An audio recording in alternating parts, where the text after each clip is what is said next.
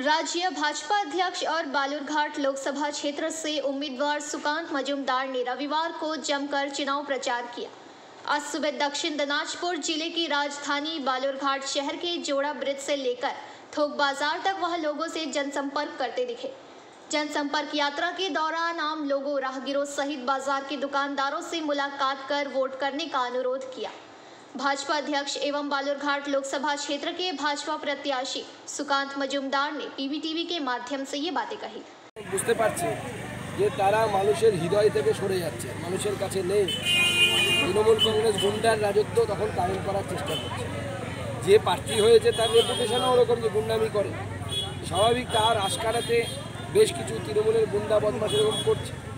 এখন মনে হচ্ছে আমাদেরও টাইট দেওয়ার দিতে হবে, প্রয়োজনে টাইট দেওয়ার ব্যবস্থা করব, কিন্তু পোস্টার ছিঁড়ে ব্যাগ ফেলে দিয়ে বিজেপিকে হারানো সম্ভব নয়। বিজেপি পোস্টারে শুধু থাকে না, বিজেপি মানুষের মনে থাকে, কাজের মধ্যে। বাজার আপনারা জানেন যে বালুরঘাট শহরে এই চলতি কথা যাকে জোড়া ব্রিজ বলে, এই জোড়া ব্রিজে করোনার পর থেকে এই পাইকারি বাজার বসছে।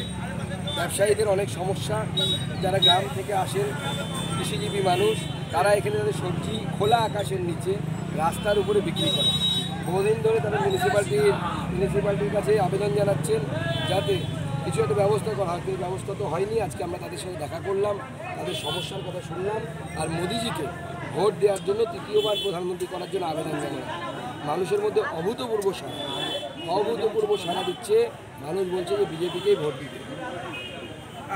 Bureau report, PBTV news.